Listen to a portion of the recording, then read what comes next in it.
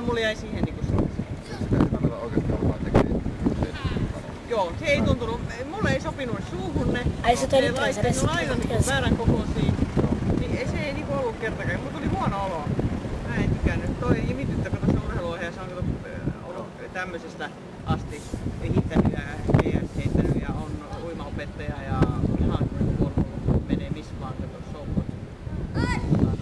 Niin se ei varmaan käynyt ihan opettajassa. Enemmänkin se, että mä oon pitänyt vaan sieltaan näin.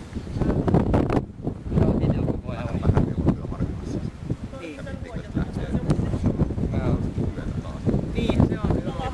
Venäläisten ryhmää, josta yksikään ei ole sieltä saa vastuussa. On vastuus nimenomaan. Mitä? Niin, lähti Kroatiaan nyt iso porukka oli lähdössä sukeltaa, kato. Ja siellä